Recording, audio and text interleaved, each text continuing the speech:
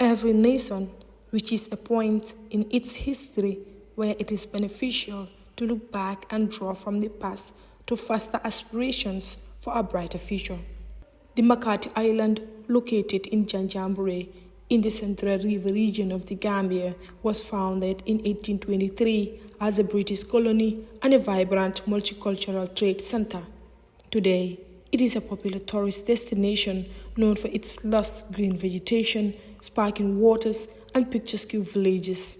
The Gambia is celebrating 200 years since the return of freed slaves of Janjangbureh through homecoming and rediscovery of their heritage.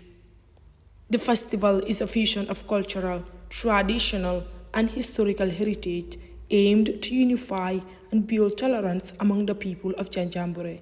The Bicentenary Festival was commemorated from the 4th of January to the 7th of January and organized by the Ministry of Tourism and Culture under the leadership of Honorable Ahmad N.K. Ba, Minister for Tourism and Culture. The festival started with the symposium at the famous Hermitage Senior School in Janjangbureh, where discussions were made on slavery, freedom, repatriation, and the Creole, a tribe in the Gambia, and tourism. So I queued up like a good citizen at the front desk and handed a piece of paper bearing my name on it to a young lady. I also handed her a $5 currency note to have her register me to see the doctor. Looking up admonishingly, she said to me, "You must pay $10. And I said, "Why?" And she replied, $5 is for Gambians. Well, you can imagine how miffed I was. Yes. At $10 is for Gambians. So a desk clerk had instantaneously tagged me as a foreigner. To her, there could be nothing Gambian in the name Nana Gray Johnson. Was a desk clerk fresh from high school to blame? Whose fault was it that a civil servant who did not know the first thing about the anthropology of a tiny minority of Creole stroke Oku Marabu people of her country would be yoked to the responsibility of a registrar on a national scheme that involved determining nationality by name? Nyanimaro, not far from here, was the principal place where slave ships obtained captives who were bound for the West Indies. Into the 19th century, many European traders lived for a considerable number of years in the upper river, where they established factories or trading depots. Like elsewhere in West Africa, there were very few, if any, white European women in the Gambian hinterland. As such, the European traders formed temporary unions with local women. The children who came from these relationships were often called sinoras in the English literature, and in the French Francophone literature, they were called sinares in Senegal. Aside from these mixed race peoples, as Madam Chair noted, the liberated Africans constituted another fascinating class of settlers on the island. The founding of the colony of Sierra Leone and the abolition of the slave trade had brought into being an African community, which was a product of the meeting of the European and the African world all together. The Aku, as Gambians call them, are descendants of enslaved peoples, freed by the British Naval Squadron after the abolition of slavery by the British Crown in 1807.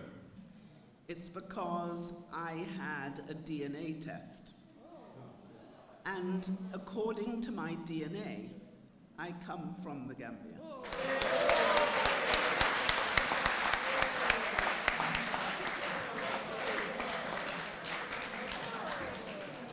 But I have to tell you, I think I'm the most Commonwealth African here because I also come from Sierra Leone, from Nigeria, from Togo, from Gabon, and you can see that those of us who left Africa, many of us did not know the names of our families.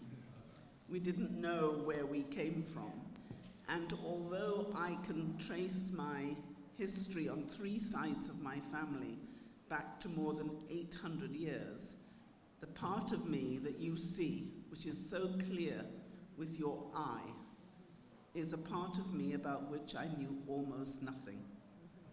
Because those of us who were removed from Africa and taken to the Caribbean, you can only see our heritage in our faces. You can see our heritage in our blood. You can see our heritage in our music, in the way we dance, but we have no name. So I am so proud to be returning to the Gambia for this commemoration, for this celebration, to represent all of those who were not allowed home 200 years ago, but who can come home now. The commemoration was opened by His Excellency the President of the Republic of the Gambia, Mr. Adama Barrow. African Union, for instance, has in the past 2 decades led a strong and persistent campaign on reparations for slavery as a basic human right for Africans. Coming home in 2022, at its 73rd ordinary session held in Banjul, the Gambia, the African Commission on Human and People's Rights agreed to set up a committee that would establish a case for reparations. The Gambia will seize the McCarthy Island bicentenary celebration to use its diplomatic, intellectual, and cultural advantage to promote reparations agenda. Your Excellencies, distinguished guests,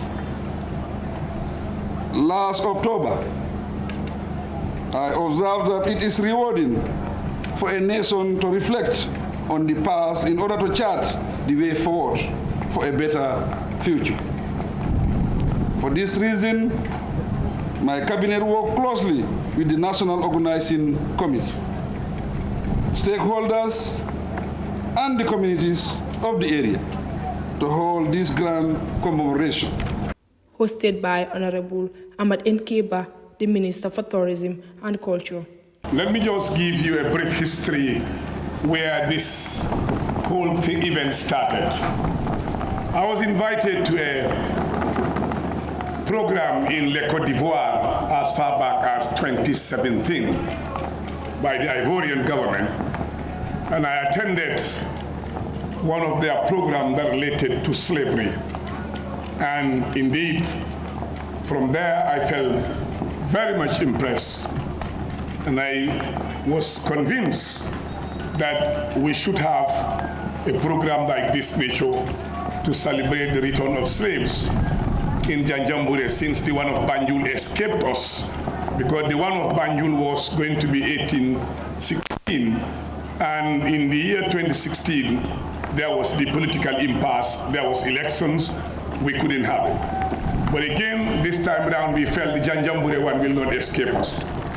So we were at a meeting with my various agencies of the Ministry of Tourism and the ministry itself, when I brought the idea on the table and floated the idea for people to consider the possibility of the Gambia hosting and celebrating the return of slaves in Janjangbureh.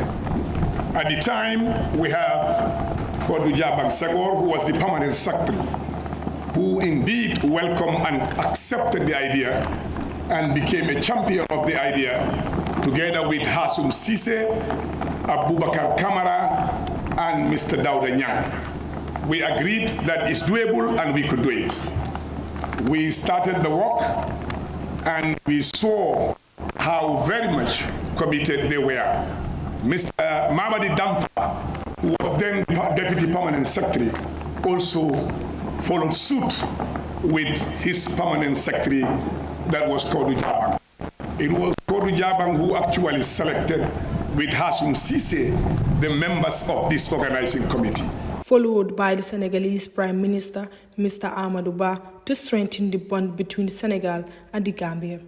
Étant un seul peuple, une même culture, partageant la même histoire, je viens ici, par devoir de mémoire, célébrer avec vous ce festival qui commémore l'une des pires tragédies de l'histoire de l'humanité. The cultural displays of different tribes shows diversity and unity among the people of Janjangbureh and the Gambia at large. People from neighboring villages, tourists, and even those from the city came to grace the wonderful and amazing cultural celebrations in Janjangbureh. Makati Island is the birth of the Kankurang masquerade, and it is renowned for its lively culture and rich traditions.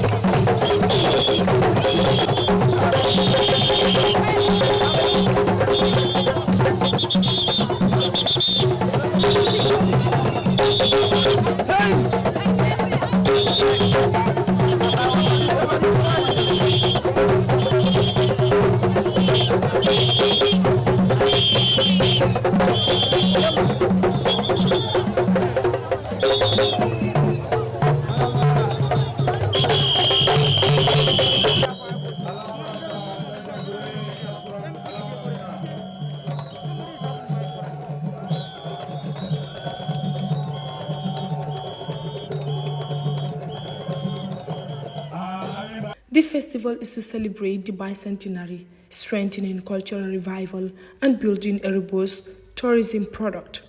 Since the arrival of the liberated slaves, the country has moved to a beautiful melting pot of cultures.